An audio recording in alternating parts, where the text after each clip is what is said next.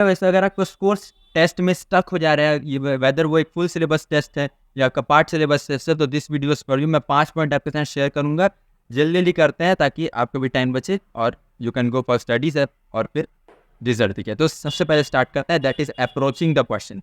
सबसे पहला पॉइंट है अप्रोचिंग द क्वेश्चन। देखो, अगर आप कोई भी सब्जेक्ट का क्वेश्चन सॉल्व करते हैं, अगर हम फिजिक्स पकड़ लेते हैं और कोई भी चैप्टर, लेट से वेदर, करंट, इलेक्ट्रिसिटी उठा लेते हैं, और सबको हीट निकालना है, ठीक है। हीट के कई सारे फॉर्मूले हैं, ठीक है।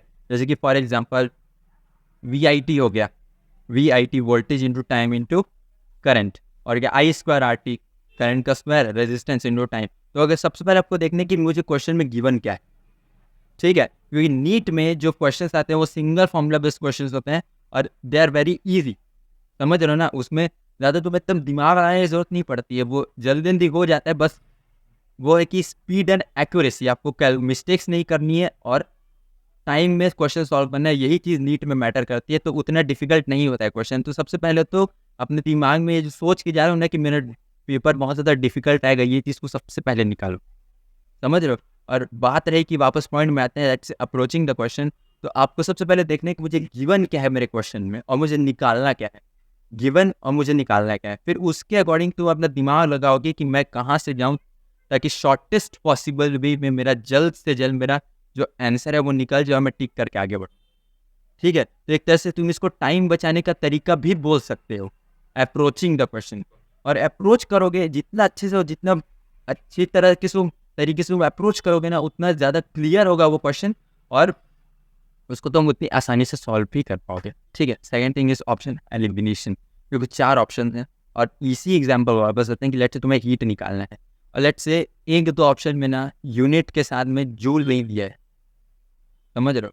तो लेट्स अगर कोई वॉट में यूनिट दिया है या न्यूटन में दिया है, तो उसको तुम ऐसे एलिमिनेट कर सकते हो ना। और हो सकता है कि कभी कभी हो जाता है कि तुम्हारा लक थोड़ा सा ज़्यादा भारी हो और 3 ऑप्शन तुम बिना कैलकुलेट किए और एक ऑप्शन में लगा के तुम निकल जाओगे, तो बहुत ही इससे टाइम बचता है और कॉन्फिडेंस भी बढ़ता है। Option elimination is a very मस्त थिंग, समझ रहे हो।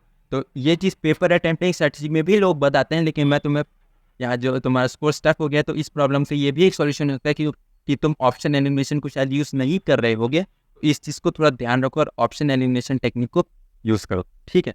थर्ड थिंग है रिविजन। देखो, रिविजन बहुत ज़रूरी है क्योंकि ह्यूमन माइंड है बहुत, मतलब भूलने का हमें बहुत ज़्यादा आता था। और हमारा सिलेबस तो कि बहुत ज़्यादा वास्ट है, अभी तो खैर थोड़ा सा कम हो गया है, क्योंकि पहले बहुत ज़्यादा वास्ट था हमारा सिलेबस, है ना। तो उसमें उतनी सारी इन्फॉर्मेशन को तुमको एक जगह पे लगाना है 3 घंटे में, तो ऑफकोर्स यार बहुत सारी चीज़ें लैप्स हो जाती हैं माइंड से, क्योंकि एक बहुत ही कॉमन चीज़ है ना। तो तुम जितना ज़्यादा रिवाइज करोगे उतनी जल्दी तुम वापस उसको रिट्रीव कर पाओगे उस टाइम पे उस इन्फॉर्मेशन को। तो समझ रहे हो ना मैं क्या बोलना चाह रहा हूँ। तो जितना मानो चीज़ को रिवाइज करोगे उतना जल्दी तुम्हें याद आएगा। तो revision is a very must, समझ रहे हो।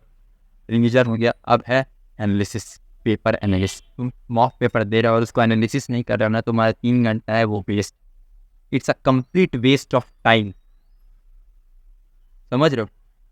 टाइम को जो तुम दे रहे हो ना, उसको एनालिसिस करके ना उस चीज़ को पूरी तरह से 100% उससे निकालो। उस चीज़ को एनालिसिस करो कि कहाँ पे मेरा स्ट्रॉन्ग चैप्टर है, कौन सा मेरा वीक चैप्टर है, कहाँ पे मैं लैग कर रहा हूँ, कहाँ पे बार बार गलतियाँ हो रही हैं, कोई चीज़ में बार बार भूल जा रहा हूँ, मुझे किस टाइप के क्वेश्चन में दिक्कत आ रही है, ये सब चीज़ को फाइंड आउट करो, ये सब चीज़ को सॉल्व करो और फिर से पेपर दोगे तो ज़रूर तुम्हारा स्कोर आराम से बढ़ेगा, समझ रहे हो।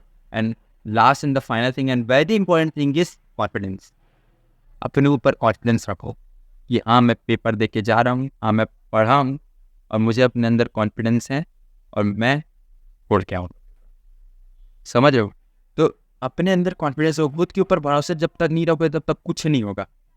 ऐसे में तो तुम जितना भी पढ़ लो, जितना अच्छी कोचिंग में चले जाओ, जितना सेल्फ स्टडी करोगे, खुद के अंदर तुम्हें कॉन्फिडेंस नहीं है, खुद के अंदर तुम्हें बिलीव नहीं है, तुम क्या करोगे जाके, समझ रहे हो ना। तो कॉन्फिडेंस रखो अपने, समझ रहे हो। और तुम्हें अगर पेपर अटेम्प्टिंग स्ट्रेटेजी चाहिए, जो वो सिलेबस अभी दे रहे हैं, जिनका सिलेबस खत्म हो चुका है, तो मेरे को कमेंट्स में बता देना, मैं नेक्स्ट वीडियो लाऊंगा पेपर अटेम्प्टिंग स्ट्रेटजी में। और अगर तुम्हें वीडियो अच्छा लगा तो सब्सक्राइब कर देना। यस।